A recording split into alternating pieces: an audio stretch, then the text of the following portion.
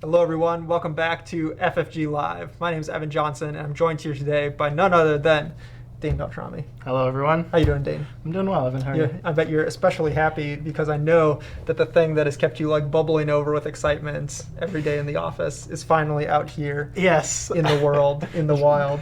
The ball of anxiety is now slowly being unraveled. Yeah, and honestly the response that I've seen from everyone online has been incredible. I'm really we are excited. Of course, talking about, as you can see, this large box, Twilight Imperium. This is the Prophecy of Kings expansion for Twilight Imperium 4th edition. So we talked about it in the in-flight report. The article went up yesterday with some more information and some more stuff for you guys to look at. And now we're going to do a little unboxing. We're going to go through this box and some of the stuff that it contains. I guess I'll say we're going to show off pieces from every type of component, right? We are not going to show every single card or every faction or any of that, right? Because we want to save some stuff for future marketing and for later reveals and all of that. You know, we are not going to show every single thing in the box, but we're going to show a whole lot so everyone can get excited. Do you have anything you want to say before we start? No, let's dig in. All right. So the first thing we got some rules. I love rules. We got rules here. I love rules questions. Perhaps more interestingly to people, there's a lore compendium. There is. There's a sequel. Yeah, tell me about that. Well, it's got some new art and such. Mm-hmm. Let me find a good one. Yeah, find a good spread. Ooh, yeah. Oh, that featuring that my piece boys, is so the cool. Crius. Here we go. Yeah, right there. So yeah, we have a ghost here getting pretty messed up. Yep, by one of the Mahawked, and so hopefully you guys will enjoy reading about that when we get around to it. So this is basically, this lore compendium kind of explains how the story has advanced. Yeah, right? Yep. The story behind Prophecy of Kings is actually one that's centers around like an event and like a story. So I know in the past with like TI3 expansions, it was just kind of like more added into the pre-existing universe, but this is actually moving the story forward a little bit. Yeah, can you tell us a bit about that? Like what's kind of the premise here? The premise is that an expedition that was kind of searching for the lost planet of Ix accidentally unleashed something horrible. And every new faction is tied somehow to that story. But to this like kind of galaxy-shaking event of the Mahawked kind of breaking free. That's correct. Yeah. All right. Well, you can read all about it in this lore compendium that is pretty excellent as well. But let's see here. Should we start with faction sheets? Yeah, let's start with a new faction. Everybody's been talking about them, so let's. All right, so we have some faction sheets here. Is that good, Ryan? Is that good framing? Put them right on the planet. Like so? Yeah. All right.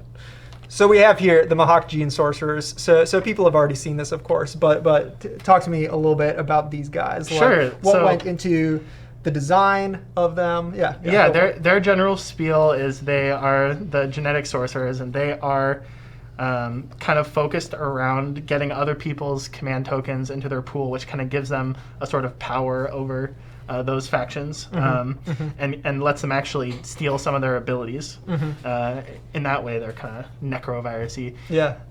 One thing that people may not have put together yet is their unique infantry, the Crimson Legionnaires.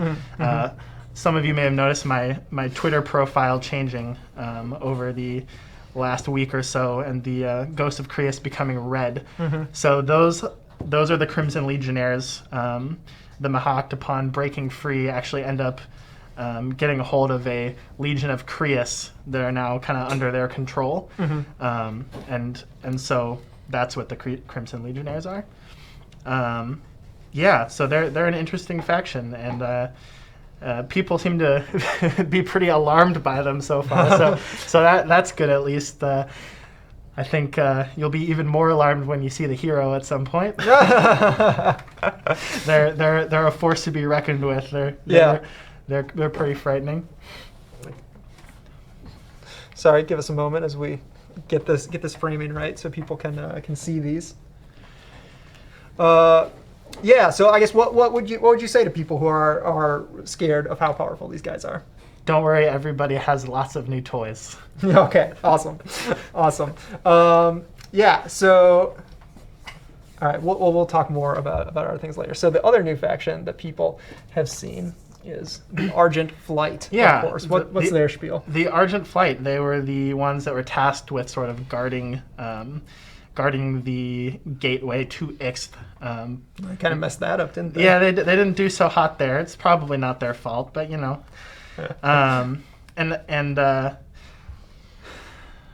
I don't want to go super, in depth into what their abilities are just at the moment, just because the community at large already knows what they are, and also we'll be kind of getting a surprise, deeper look into that later, which we'll talk about at the end of this. Right. Exactly. But they are a pretty cool faction, and I think one of my favorite things about them is their flagship, which the Quetzalcoatl. Yeah, which keeps their fleet in that system from being shot by space cannon. Yeah. What's how do bird people have a flagship named after a Mayan god? Don't think about it too much. Okay. Just gonna forget about that part. All right, let's show people a new faction. That they want to see. So all right, what do we have here? Yeah, I've seen all kinds of theories as to who these guys are. My favorite has been like gnome riding a pit bull or gnome riding a jaguar. These are it's kind of a gnome riding a jaguar. These are the Nazraka Alliance. So the Nazraka Alliance is they're two distinct species. They're always paired together. Their story is kind of that they were a little bit of the galactic underdog. But together they kind of combined their strengths and also kind of capitalized on this whole event to kind of harness some of the energy released by the Mahakt coming back and turn that around into some tech that they have that is kind of really powerful. Their spiel is basically two things. They are the exploration mech faction. Nice. Yeah. So two things that people have not seen yet in this unboxing. Two things that have not been seen yet. When we get to those components, we will definitely go in more in depth into that. But we can talk a little bit real quick about their faction abilities. Yeah. Lean over if I can read them. Can you read them? Yeah. So their flagship is the Wieselveer, and basically it allows all of its mechs in the system to roll an additional die. That seems very good. It is very good. It's going to be extra good when you see what their mechs do already. But they are the mech faction, and so that's kind of like a big thing for them. So their abilities are. I'm just going to turn this so I can spoilers. see it. So the distant suns. When you explore a planet that contains one of your mechs, you may draw one additional card. Choose one to resolve and discard the rest. So basically, it just lets you kind of pick and choose when you're exploring to kind of get a little more what exactly you want out of that planet. And their other special ability is fabrication, and it's an action. And it allows you to trade in two of the relic fragments you can discover when you are exploring to get a relic rather than the usual three. So games with the Nazraka Alliance tend to have a ton of the relics in them, like occasionally even like the full deck depending on how wheel and deal they are. Nice. Yeah. That's sweet. That's very cool. Yeah. Anything more on this guy? No. We'll talk about their faction tech and their mechs and their that stuff when we get to them. Okay, of course. All right, well let us show off the fourth faction, and this is the last one we're going to show on the stream today.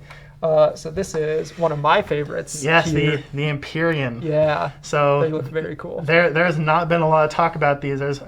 Not many of their components have popped into view, and I think looking at all the screenshots that have been like, you can only really see like the tip of their head in like one of the things. But so they start with one of the new technology. Well, they all start with new technology, but the new technology that the Empyreans start with is a pretty central one. They start with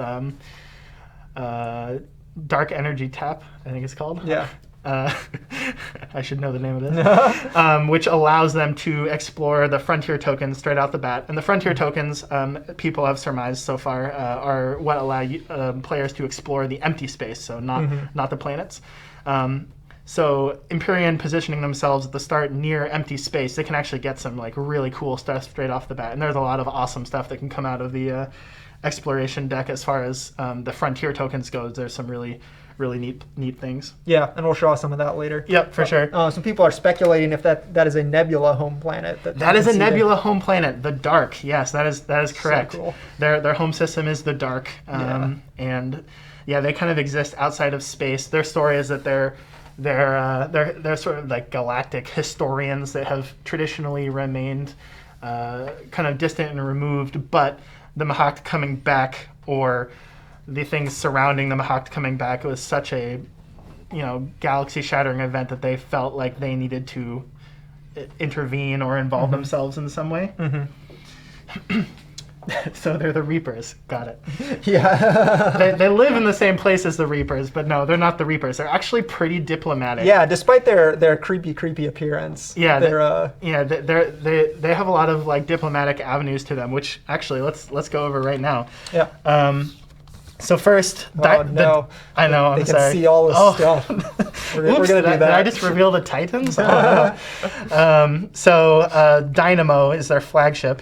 And it's after any player's unit in this system or an adjacent system uses sustained damage, you may spend 2 influence to repair that unit. So they can actually kind of sell the ability to repair units, which is awesome. And they can use it on themselves, of course, but oftentimes people will ask it of the Empyrean, which is fun.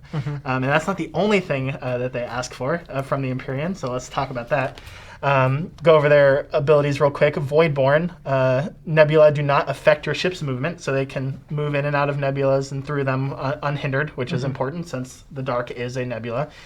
So then their first faction ability is Aether Passage. After a player activates a system, you may allow that player to move their ships through systems that contain your ships.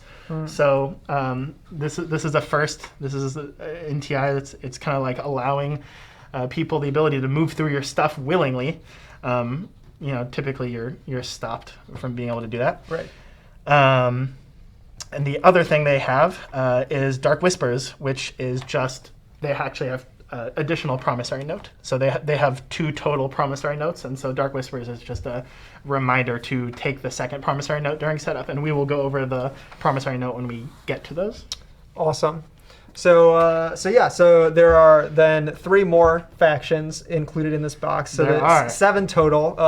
We won't show them all today. No, but we won't. That brings the total to what? To 24. 26? 24, which is a great number because it's easily divisible by the really popular player counts is divisible by 8, which we now will support with the expansion. It's divisible by 6, which is the most popular, by 4, and even by 3. So for as far as like faction drafting goes, which is a thing that a lot of people do, myself included, it kind of gives a nice array. 24 is also just a nice number. Yeah. It's much nicer than 17. Yeah, right. So who decided that? That was a terrible number to make. Awesome. All right. Well, let's move on to leaders. And talk about leaders, which is a huge thing. Well, let's start with the sheet. Yeah, let's show off these. So here's all these sheets. Yep. For We all the have a colors. sheet. This should go opposite the command sheet, and like the command sheet, it's double-sided, so you can kind of put it on the left or right. It's also got a continuation of the quick reference that was on the sheets from the core game. So it's got some additional information that was missing from the core game one, so like agenda phase, and it's also got kind of an overview of the different like new terminologies as well as the leader types and stuff that could come up during exploration. But don't worry, you don't need you don't need a reference to play with leaders and mechs and exploration in Prophecy of Kings. There's nothing to reference in the rule book that you need to compare to a chart after flipping a token with a symbol or anything like that. Right. All the abilities and components will be on the components themselves. Yeah, and I particularly like that. Like you can just tuck these under. You can tuck that under, which is like still increases the real estate a little bit, but not too bad. People have been looking at the pips in on here, the 1, 2, and 3. So that is just showing which side starts face up during setup. So the community has correctly surmised that the agents begin unlocked, and the commanders and heroes, the type 2 and 3 of the leaders, will begin the game locked. So you can't use them. You're not drowning in 10 new abilities to use right out the get-go in a game. You've just got the one. All right. Well, let's get into some leaders specifically. Yes, let's. So I think that we'll just show off a couple that you choose, that we choose to people, but we also want to hear what you guys want to see. That's true. So tell us if a specific faction, and then agent, commander, or hero, and we will take random suggestions from the chat. For a quick overview, the agents are the exhaustible, so you can use them every turn, and they are almost always abilities that you can use to help yourself or help other people. That's a big stack. Yeah. The commanders are unlocked via a faction-specific objective, and they tend to be passive abilities. They're not actions, and they're not exhaustible. And then the heroes, they unlock for everybody after that player has scored 3 objectives. And they are flashy once per game abilities, and they are like galaxy shattering. Yeah, like in some cases very literally. They're so nuts. Okay, I'm seeing a lot of people asking for Winu stuff. Oh my god! You want to start with some Winu? No kidding. Yeah, I'm looking at my chat right now. Yeah. All right. Let's give the people what they want. We'll give the people what they want. All right. Yeah, the just like looking through the heroes for this game was probably my favorite part of like getting to know this product, because they are all so nuts, like unbelievable beyond anything we've seen. Okay, Winu everything we're seeing. I've seen a couple calls for Hakan, so I'll pick a Hakan here. Show the we already showed that one. Show some ghosts, boys. I like the ghosts. We can show Ghost Boy. I'll toss Cycervis out there. That's a fun one. All right, let's show these guys, and then we'll take more suggestions. All right. Okay, here we go. So Winu, yes, everybody wants to know about the Winu, the underdog. Yes. All right, so let's start with the agent. Yes. So it starts the game unlocked. Yep, starts the game unlocked. Barakon. When one or more of a player's units use production, you may exhaust this card to reduce the combined cost of the produced units by 2. So it's a Super Sarween, just for the Winu, or for whoever the Winu wants to help out. Every round. Yep, every round. And so, it's a lot of times the agents will be a little niche, and occasionally an agent won't even see like a use in a round. Like, it doesn't always happen, but people perceive that the Winu are a bit underpowered, and certainly I am to blame for that. But I wanted to make it sure that they had something that was really easy to use, that was going to come up every round. So even if they aren't the ones using it, people are going to be producing. They can maybe sell a cost reduction of 2 for 1 or something if for some reason they weren't going to use it themselves. So then let's switch over to their commander here. Yep. So during combat, apply +2 to the results of each of your unit's combat rolls in the Mechatol Rex system, in your home system, in each system that contains a legendary planet. Nice. So that's a big combat boost for getting and defending Mechatol Rex, but not just for getting and defending Mechatol Rex. This also applies to the legendary planets, Hope's End, Malice, Primor, and Mirage, right? Mirage, yes. And so and this is especially good because there are actually a number of objectives that will help. That are actually focused around these legendary planets. So they actually have a big advantage when it comes to securing those objectives. Show the reverse so they can see how to unlock it. Yes, yeah. So that's unlocked by controlling Mechatol Rex or enter to combat in the Mechatol Rex system. So they unlock this the first time that they enter Rex or fail to take it. All right. So yeah, they have a very easy unlock. They don't need to put a lot into that. All right, and here we go. Imperial Seal. So yeah, let's show So Mathis Mathinus, the Reclamation Executor. And of course, like all the other objectives, or all the other heroes, they are unlocked by scoring 3 secret objectives. Or 3 objectives. Or 3 objectives, period. Secret or public, doesn't matter. Here we go. Action, perform the primary ability of any strategy card, then choose any number of other players. Those players may perform the secondary ability of that strategy card, then purge this card. That's just ludicrous. Yep. So they've got double. Yes, there it is, right there. Double Imperial. That's right. So they've got some sweet potential there, especially for the comeback play. In case anybody was wondering, yes, I definitely prefer to play 14-point games for Prophecy of Kings. Yes. And purge, of course, means remove it from the game. Yep, purge is removed from the game. So one more thing I will mention is that Winu also have super awesome mechs that we will get to when we go over them. So these are not the only cool things that Winu gets. Oh, for sure. In the expansion. All right. What else we got here? All right. So let's look at Ghost Commander. Yeah. All right. So we got Cycervis, the Gate Warden.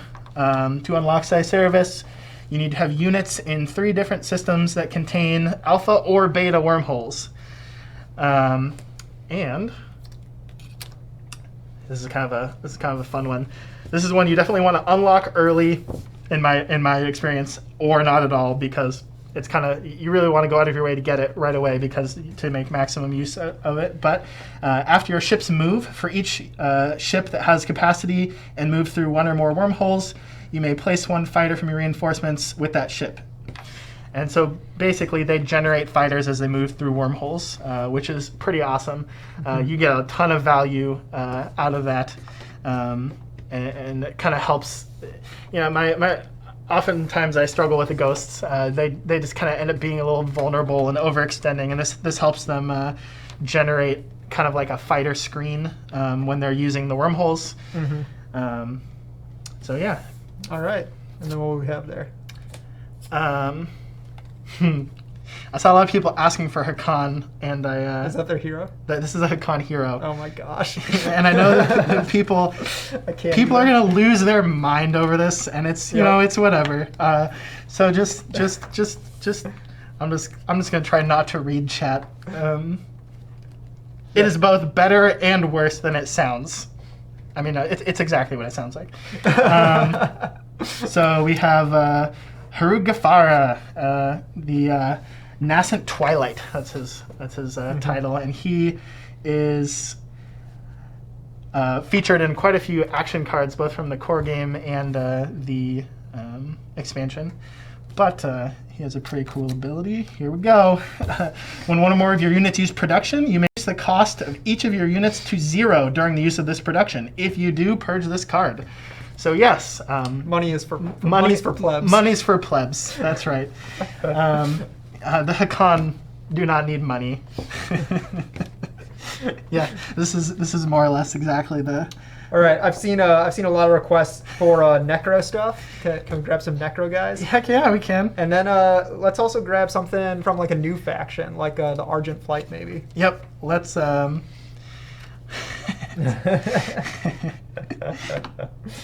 Oh man, yep. That's yes, War Sons. That's right. I like to see War Sons in games. Do you?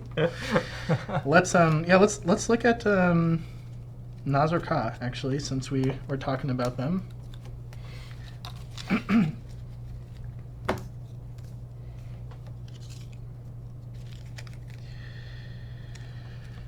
Okay.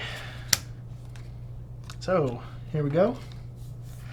Garden Gun. This is our agent, by the way.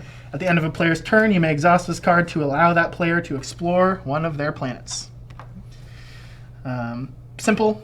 Gives them more chances to explore. They are the exploration faction. Because normally exploration is once per planet, right? Once per planet, Move there, period. Yep. you explore, done. Yep, exactly. And if you want more, you need an ability like that, or you need certain tech. Certain new tech will allow you to... Oh, we have to show off the Jolnar hero at some point. Here, pass that over to me. I'm gonna grab him out. The Jolnar hero is not that crazy. The Jolnar were already crazy. He's cool though. He is cool. There's definitely a less of a reliance on tech objectives in Prophecy of Kings, so he had some cool flexibility that I hope that people will like to the Jolnar. Yeah, but let's continue. Yep. With the... All right. So Dart and Tie. Dart and Tie. Oops. Some cool dudes. So their unlock is just simply to have mechs in 3 systems. After you gain control of a planet that was controlled by another player, you may explore that planet. So that gives them an extra explore and some incentive to go on the offensive, take planets from others. And Hesh and Prit. I don't know if you can see the art, but the one on the back is looks a little crazy. And you're never sure which one is Hesh and which one is Prit, and they don't talk about it either. Yeah, No, that's important. you have to address them as like Hesh and Prit together. Yes, Yeah, yes. and that's kind of, that's a thing. All right, Perfect Synthesis, Forge Legend. Action: gain 1 relic, like straight up. Gain a relic. You don't have to put it together. You don't have to get the thing, and perform the secondary ability of up to 2 readied or unchosen strategy cards. During this action, spend command tokens from your reinforcements instead of your strategy pool. Then purge this card. So they've kind of got like a sweet thing going, and I like their ability to pull an ability from an unchosen strategy card, Yeah, which is a lot of fun. that is pretty cool. Yeah, they're pretty cool. All right, I'm gonna read this guy. All right. So this is the Jolnar hero, Rin, the Master's Legacy. So unlock, have 3 scored objectives, of course. And then on his flip side, Genetic Memory. Action: for each of your non-unit upgrade technology that you own, you may replace that technology with any technology of the same color from the deck. Then purchase card. Yes. So they've got like they can like fully redo their tech within their color. Yeah. Which is cool, especially because this is probably not known yet, but there are 2 new tech of each color from the expansion. So it lets them kind of just totally redo, get rid of the ones that they don't want anymore, skip to high-level tech all over the place. Yeah, exactly. And as people are pointing out, it's not necessarily OP, but it is very fun to just be like, all right, let me just collapse the tech tree, get a new one. Yep. It's definitely not as insane as the others, but Jolnar have a pretty decent set of abilities, so they should be all right. All right, what else? What else we got over there? I'm getting lots of asks for Muat. What? Muat one. I know Muat Hero has Yeah, we already showed the been Mod posted. hero. I'm gonna hold off on Sardak. We're gonna get some Sardak love coming soon on SCPT. Hopefully you guys watch that. So Lots of Necro. Do we have Necro stuff to share? yeah, lots of Necro. Yeah, we can pull out some Necro.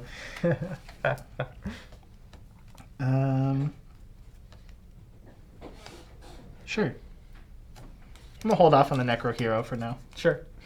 I don't want to give anybody a heart attack.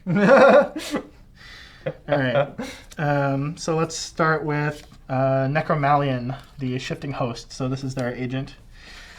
You may exhaust this card to choose a player. That player may discard 1 action card or spend 1 command token from their command sheet to gain 2 trade goods. Yeah, just a little bit. Let them shift resources around. They occasionally end up with quite a few command tokens. Let them trade that out for some resources, since nobody wants to trade with the Necro. And here we go. Their commander. So their commander own 3 technologies. A Valifar assimilator technology counts only if its X or Y token is on attack. So they just need to get three tech total. And after they gain a tech, they also draw an action card. So Yeah, just more super incentive to do what they're good at. show rulebook. Show Yin. Show Arborek. Arborek. I have seen a bunch of people asking for Arbor. All right. Right on top. Let's. What do we want to show for Arborek? Let's Show another hero. let's Not necessarily of the Arborek. yeah. But Let's show. Let's just show their agent, because this is actually really important for Arborek's turn 1, which is oftentimes not great. All right, so Latani Osfa, Unity through Peace. Action, exhaust this card and choose a player's non-fighter ship. That player may replace that ship with 1 from the reinforcements that costs up to 2 more than the replaced ship. So just to be clear, no, that does not activate the system. And this is also maybe the only agent, maybe there's another one, that is an action. So that is a stall in addition to 2 resources, in addition to morphing ships. So they can this hugely changes the Arborek's starting position. Yes, and it is a stall. all right, I think maybe 2 or 3 more leaders. All right. What do you guys want to see? I've seen lots of people asking about Zacha. I've seen some Soul. Yeah. We showed all the Soul stuff. That's all in the article. Go check the article if you want Soul. All right. Oh man, that's a lot of spam there. All right. Some Yin. I'm seeing Yin All multiple times. right. I'm gonna go with Isarl Agent. All right. Isarl Agent, and let's do Extra Agent as well. All right. All right. So let me pull those out real quick.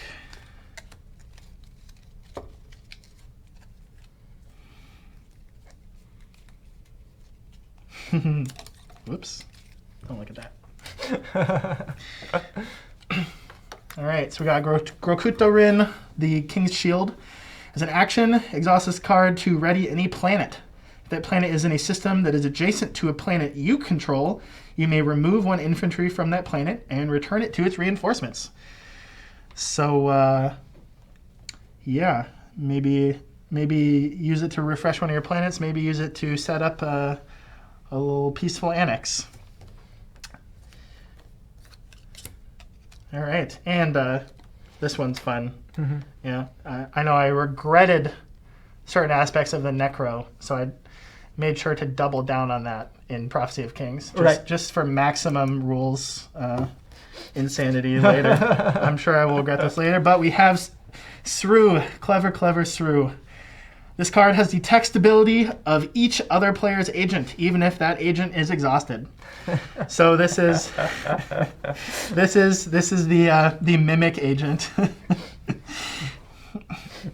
That's so gross. Hello, Nicol Bolas. Yep.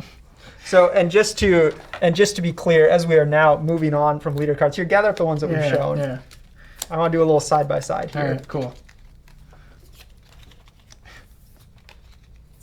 All right, so we have shown this many leaders. Here, hand me the other deck. Plus a couple more in the article. And there are this many more leaders still in the box that we have not even talked about today. So there's like 74, I want to say, leader There cards? are 74. Yep, there are 3, and then there are 2 extras. If you want to hear about them, watch SCPT coming next. Oh, snap. Yeah, so cool. Very, very excited about the leaders that come in this. Here, we'll spread these out all over the place. Throw them in a pile. Yeah. Good Okay, what else can we look at? Let's look at some punch board, some tiles. All right. All right, let me...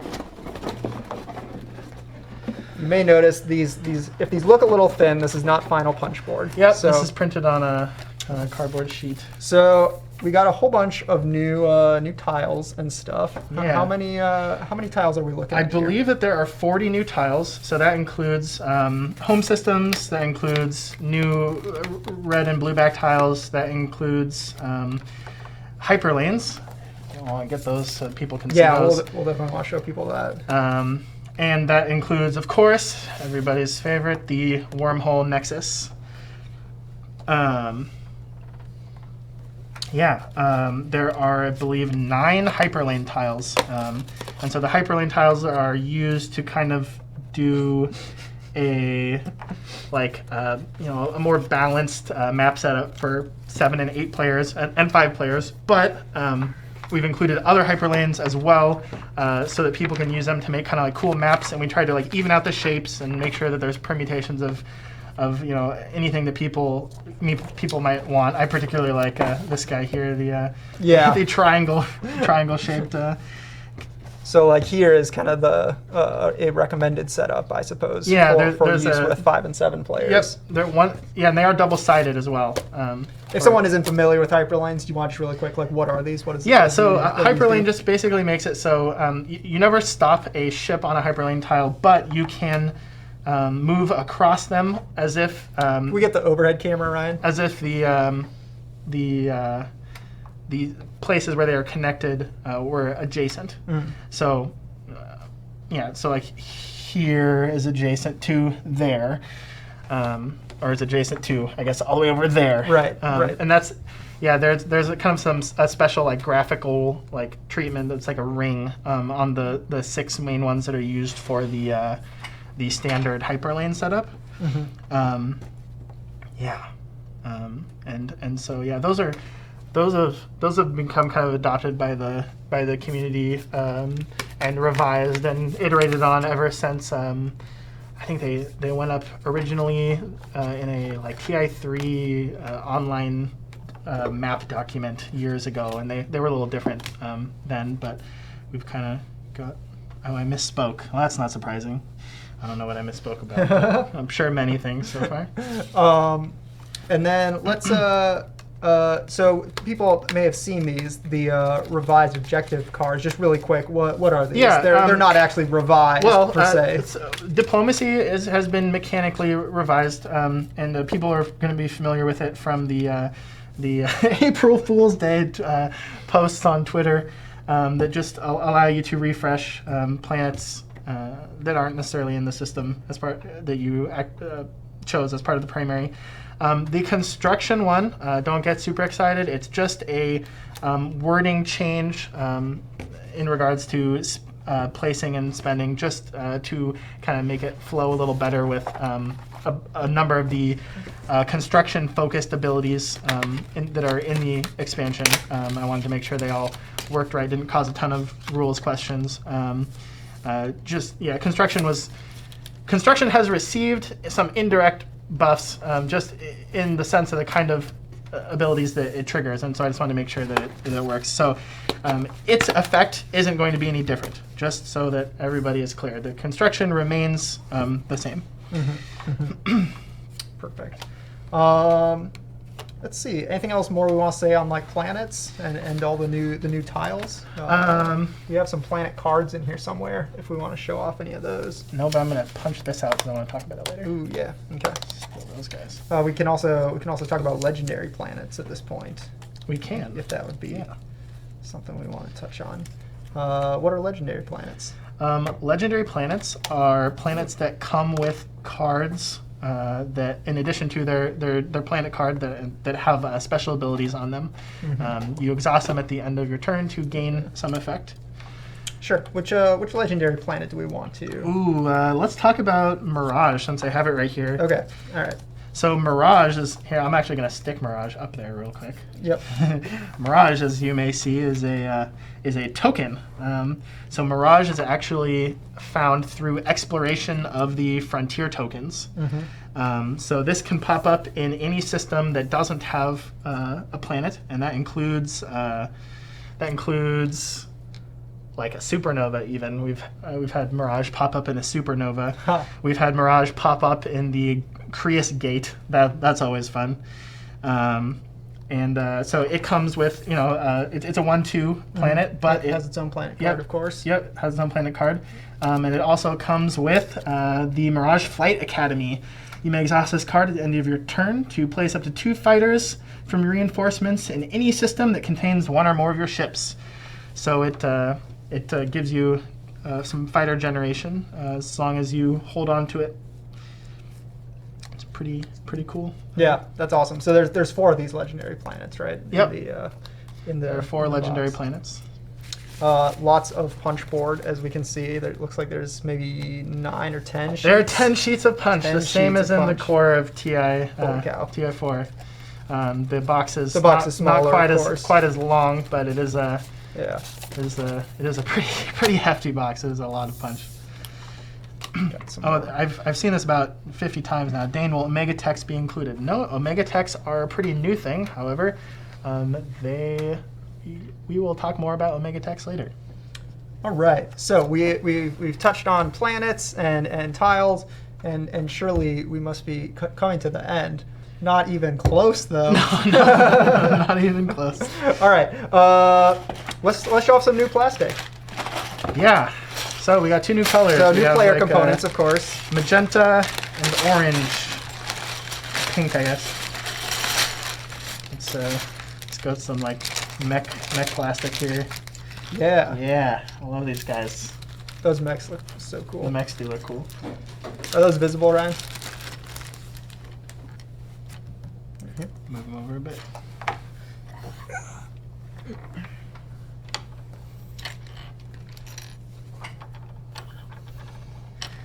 All right.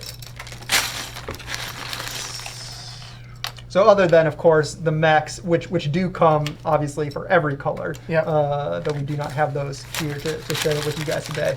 Then we have all of the orange and all of the magenta components Yep. for players 7 and 8, as well as, of course, Hold on, I need to adjust the camera. the reference sheets and that's what I'm saying. The reference sheets and stuff command sheets, the reference sheets for, exactly. and the base tech for, and Yes. the promissory notes, Yes, the all base for tech. for pink and orange. I think the final color name in the components is pink actually. Awesome. So we have all of this new plastic and these cool new mechs. We should probably show off what some of these mechs. Yeah, grab them. Let me find them. They're somewhere in here. There's so much stuff. Those are all the base technologies. I can take those out. Here we go. I think this is it.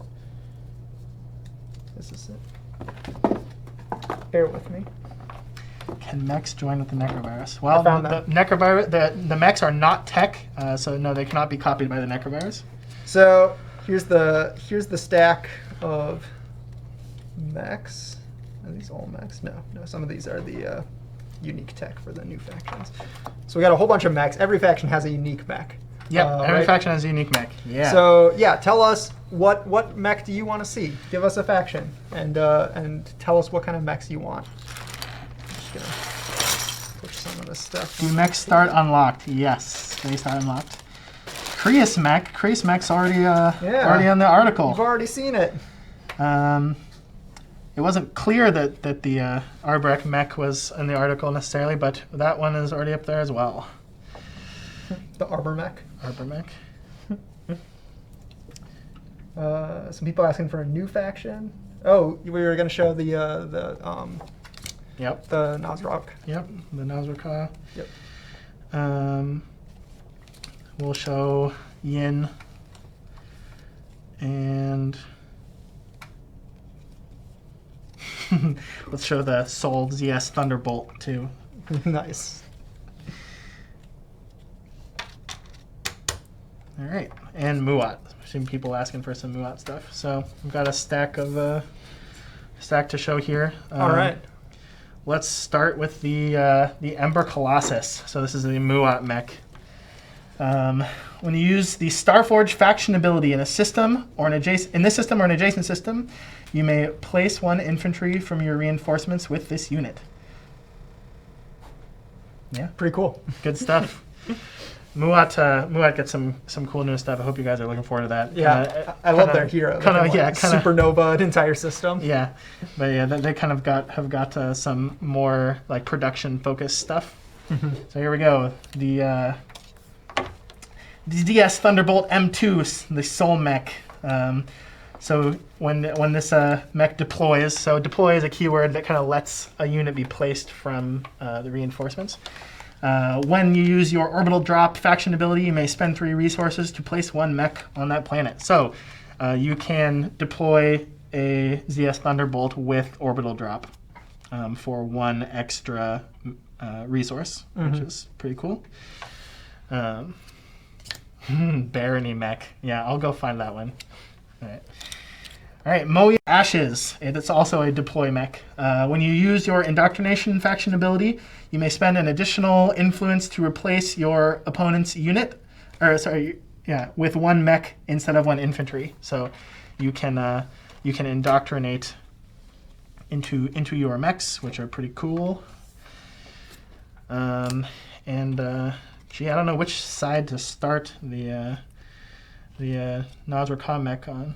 Let's start on the side that begins the game face up. So the Nazra mech is actually 2-sided, and it has two combat dice, unlike all the other mechs.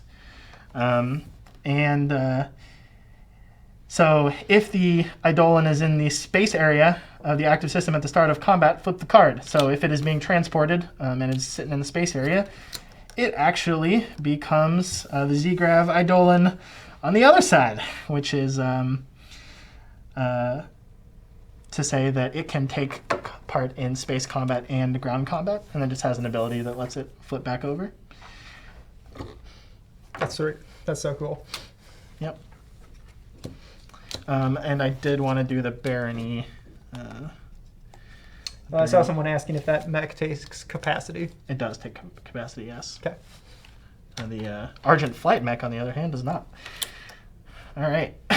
The Dunlin Reaper. So its deploy effect is at the start of a round of ground combat, you may spend 2 resources to replace 1 of your infantry in that combat with 1 mech. So yes, that is a stealth mech that just appears out of nowhere for 2 resources, and it sucks when that happens to you. Don't let this happen to you. Yep. All right, maybe 1 more mech. Plop, hello. 1 more mech? 1 more mech. All right. What do we got? Let me look. Okay, they're asking for Winnu. Everybody wants to see the Winnu mech. You transport mechs, they're like any other ground force. They just take a capacity. The Reclaimer mech. After you resolve a tactical action during which you gained control of a planet, you may place 1 PDS or 1 space dock from your reinforcements on that planet. Seems okay. Yeah, yep. So they, if you take over a planet with a Reclaimer, they get free buildings. All right. Let's see. Exploration cards. How about exploration cards? Yeah, let's do it. Here, let's throw this stuff on the table. Here we go. All right. So, if someone did not perhaps read the article or something, just briefly, how does exploration work? What is this? What are these decks? Yep. that So I'm setting up? the decks are. There's 3. They each correspond to a planet type from the core game. So we've got the industrial, the hazardous, and the cultural decks. And it's pretty simple. You draw a card when you go to a planet that matches that trait. Mm-hmm. So home systems you can't explore. Mechtel Rex you can't explore. Mm-hmm. Now, nothing bad's going to happen to you when you go there. And with a couple exceptions in the Frontier deck, nothing super extreme is going to happen either, and things are fairly predictable. For example, you explore the industrial cards, you're kind of going to end up with a certain type of card that is going to ask you to either gain a commodity or spend something for an effect. Mm-hmm. So like there's one right there. Yep. The functioning base. You may gain a commodity, or you may spend a trade good or 1 commodity to draw an action card. Mm-hmm. And that sort of template for the industrial cards is pretty common. Likewise, there's one for in the hazardous ones. So for the hazardous ones, it's kind of like you can either choose to sacrifice an infantry, or if you explored it with a mech, you're good. So yeah, it's a volatile fuel source. If you have at least one mech on this planet, or if you remove one infantry from this planet, gain one command token. But it's always a choice. I see some people asking if exploration will ever have negative effects. Exploration will not have negative effects, no. Awesome. And then, so relic fragments are kind of another kind of common thing that can be found in each of those 3 types of decks. So you need matching relic fragment types to combine to make a relic. There's differing numbers in each type of deck. So you'll want to trade or try to colonize certain planets in order to get a matching set, or be the Nazir-Ka, and then you only need 2, or receive the Nazir-Ka's promissory note, which lets you borrow the ability to only need 2, and that lets you get make a relic. Yeah, let's pick out like 1 or 2 to show people. Yeah, why not? Let's talk about the Stellar Converter. So the Stellar Converter is an action. Choose 1 non-home, non-legendary planet other than Mechatol Rex in a system that is adjacent to 1 or more of your units that have bombardment. Destroy all units on that planet and purge its attachments and its planet card. Then place a destroyed planet token on that planet and purge this card.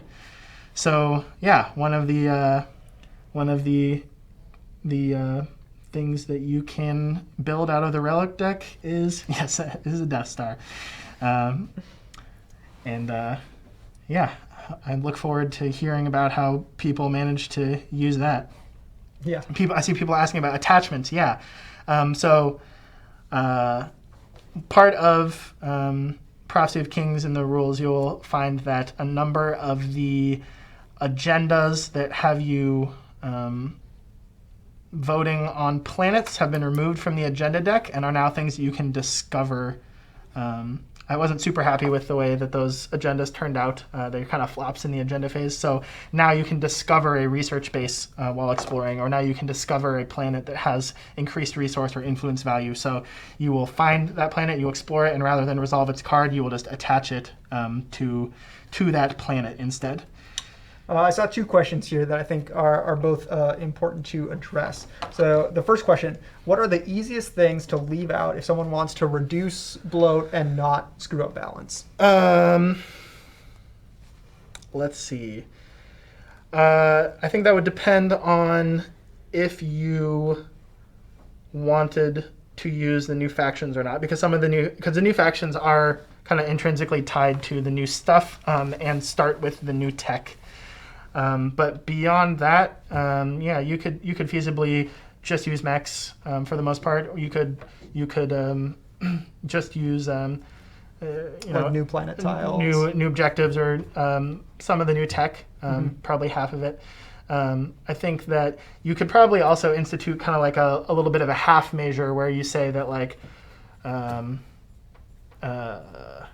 maybe everybody doesn't get to explore, but only Nazir-Ka gets to explore because that's the Nazir-Ka thing. And so rather than getting extra explorers, their abilities allow them to explore in the first place. I think you could do something like that pretty easily, just to kind of reduce the amount of incoming stuff.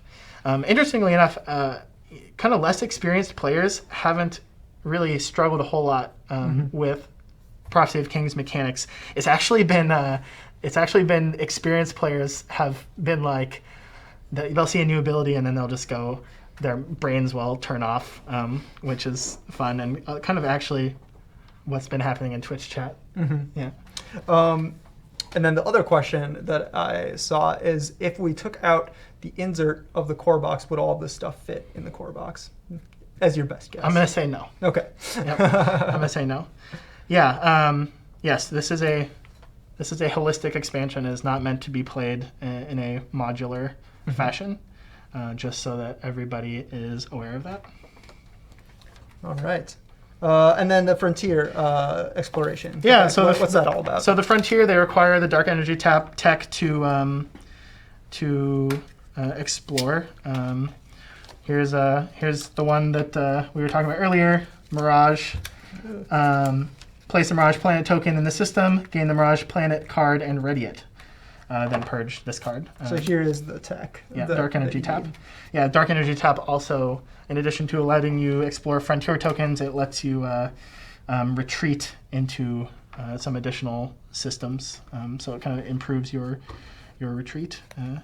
Another thing that you can get from the frontier deck is kind of unknown relic fragments, they're called, and those are wild cards. That seems good. Yeah.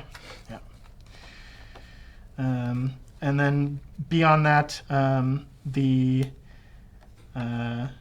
show one more. So we got the Ion Storm. Place the Ion Storm token in the system with either side face up, then place this card in the common play area. So the Ion Storm token is an alpha wormhole on one side and a beta wormhole on the other side, and when you move ships through it, they flip. Nice. That's sweet. Now the rulebook will come out on release. Can you trade fragments? You can trade fragments. You cannot trade relics themselves. So once a relic is made, and please tell me there are more secret objectives to choose from. There are. We have literally doubled the number of objectives, both secret and public. Yeah, let's talk about action and agenda and objective cards. Here's some action cards. Here, let's put this stuff. Let's find some empty spots on this. And there are no tech objectives. I'll just throw that out there as well. All right, so we've got 20 new action cards here. So let's start with one here. So this is there's 4 copies of this, the Diplomatic Pressure. When this agenda is revealed, or when an agenda is revealed, choose another player. That player must give you 1 promissory note from their hand. And there are actually 4 copies of this. Nice. Yeah. Here's another fun one. So this is the Nav Suite. After you activate a system during the movement step of this tactical action, ignore the effects of anomalies. So you can use that to move into or through a supernova or asteroid field without the tech, or pass through a nebula. Kind of a nice little sneak attack there. Mm-hmm. Here's another fun one.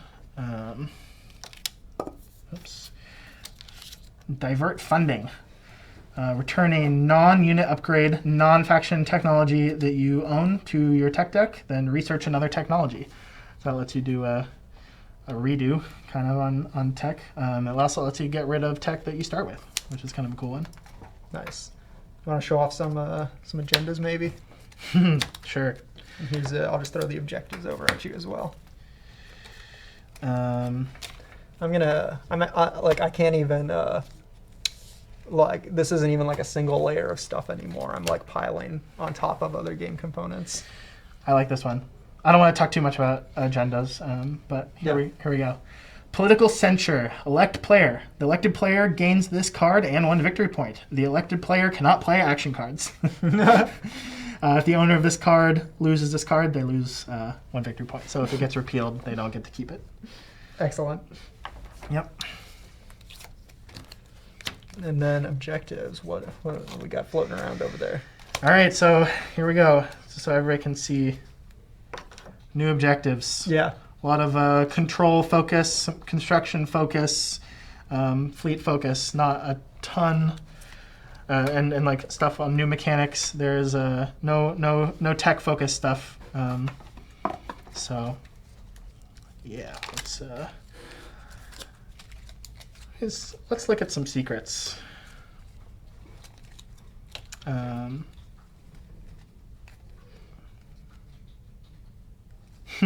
This is a tough one to pull off. Stake a claim. Well, can be a tough one to pull off. Shouldn't be too hard, actually. Control a planet in a system that contains a planet controlled by another player. So if you just you want to make an enemy with this, that's the time to do it. Got defy space and time. Whoops. Have units in the wormhole nexus. So this one is interesting. the Wormhole Nexus is actually... can we pull the Wormhole Nexus up here real quick? Maybe. We can find it. That was towards the bottom, I think. This guy? Yeah. So here's a Wormhole Nexus. So Wormhole Nexus is double-sided. One side has only a gamma wormhole on it, and the other side has alpha, beta, and gamma. So players of TI3 may remember the alpha, beta wormhole in the Wormhole Nexus prior, so this sits off the board, kind of like the Krios home system. In order to get to the Wormhole Nexus in TI4, you actually have to find a gamma wormhole via exploration before you can go there for the first time. So once you go through and units enter the Wormhole Nexus, it flips. But a gamma wormhole needs to be discovered first, or you need to be the Krios and kind of zip your way there via other hacks. A question for you, Dane. Would you ever play without the expansion at this point? No. Nope. That's pretty much what I expected. No. Me personally, no. I have played without the expansion. Right. Since the expansion was completed, but I'm sure you were very sad. I wasn't sad, but it definitely felt. I was definitely like, oh, okay. Well, that's all right, and then promissory notes and technology. Yeah, let's look at that should carry us over the edge. Here's, let's look at some stuff. Technologies, promissory cards. Yeah. I'm gonna start stealing stuff from you to like pile up. We're gonna touch on Alliance real quick because I know a lot of people have been theorizing what it is. So Alliance, when you receive this card. If you are not the pink player, or whatever color player, you must place it face up in your play area. While this card is in your play area, you can use the pink player's commander ability if it is unlocked. If you activate a system that contains one or more of the pink player's units, return this card to the pink player. No, it is not a joint victory card, but it is something that allows you to share basically one of your core faction abilities with another player. And there are some insane combos out there, and I look forward to you guys discovering what those are. Let's also have a look at the... While you're looking, I want to I saw someone mentioning that the tiles seem a little thin. None of this is final print quality. This is all stuff that we had just printed to have it early here. All of it will be equal to the base game components, the tiles and the cards and everything. Yep. So here's the Nazraka Black Market Forgery. This is their promissory note. Purge 2 of your relic fragments of the same type to gain 1 relic. So this just allows them to kind of lend their fabrication faction ability to other players, so they can get more relics. I've seen some pretty pricey sells of this card.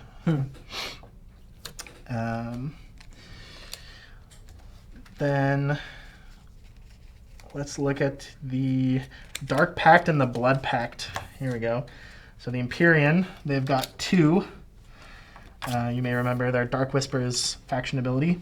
So Dark Pact, action, place this card in your play area. When you give a number of commodities to the Empyrean player equal to your maximum commodity value, you each gain 1 trade good. So basically this allows you to turn the Empyrean player into a super trading partner. And so this actually benefits the Empyrean as well. They're kind of shifty in that way. And then the Blood Pact.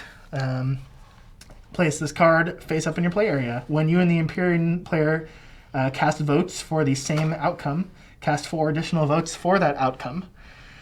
So you can kind of form a political alliance with a player as the Empyrean and kind of get some extra agenda phase love.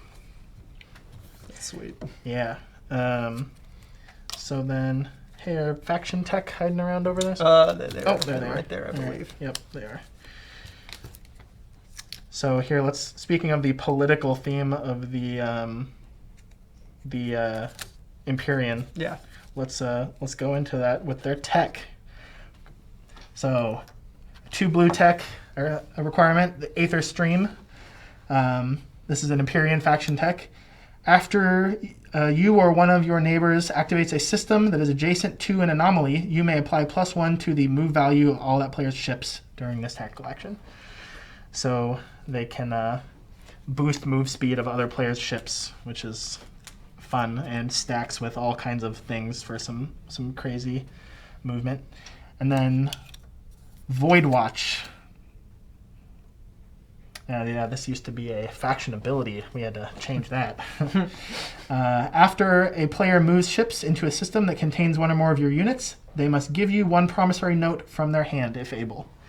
So big disincentivization to attack the Imperium player. You can do it, but you're going to pay for it. That's awesome.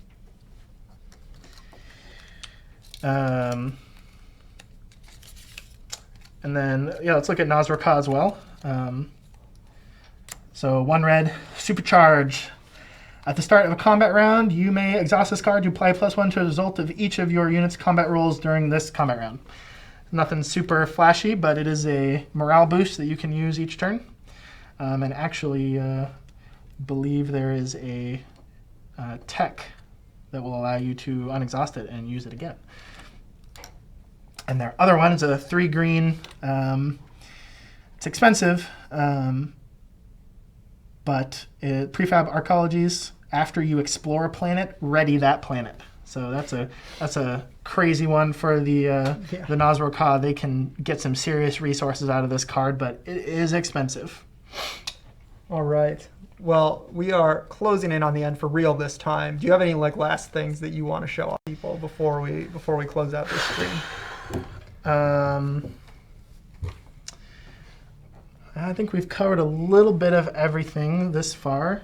Yes. So maybe we should talk about the Codex? Yeah, absolutely. All right. So I know I said earlier in the stream that we would be returning to the topic of Omega tech. I would like to introduce the first volume of what will be an ongoing publication here on out. The Twilight Codex, which will be going up on our website soon. Right after this. Yep, right after this. And it will have some new Omega stuff. It will have some new components to play with. It'll have some lore, some community stuff. There's going to be a scenario in it, and if you're interested in the Argent Flight, you should definitely check out the Codex. Yeah. So please check out the FFG website as soon as this stream is over. Yeah, there's so much cool stuff in there. And as you can just see from the table here, so this is the Prophecy of Kings expansion for Twilight Imperium. We have really only scratched the surface on what is in here. What is the Omega for those who don't know? So the Omega tech are tech. They're basically components from the core game that have kind of been revised to for balance reasons, or just so that they'll kind of see play more often. And so the two that are out there right now are the Megan Defense Grid and the X-89 bacterial weapons. However, the document that will be released shortly has a number of revised promissory notes and faction tech as well. So please check it out, including Stymie, since I know that I've seen people asking for that. Absolutely. Well, thank you everyone so much for watching. This has been an amazing stream, just going through some of what is in Prophecy of Kings. This box is coming out this fall. This November is when it is projected for release. And it just has tons and tons of stuff on it. There'll be so much more information coming out with the SCPT podcast that you're a part of, and with future articles and all kinds of stuff. Yeah. So I just realized I haven't looked at the camera the entire time. That's okay. Yeah. Well, just hunched over. Yeah. It's your natural state. Sup, right? everyone. Thank you, everyone, so much for watching. We're continuing our GenCon coverage, so there's going to be more live streams tomorrow and on Sunday. Tomorrow morning, we're kicking things off with some Keyforge. If you're into that game, we're going to be playing with some special new decks and talking Dark Tidings and showing off some cards from that. So we hope to see you guys there, and thank you so much for watching today. Bye.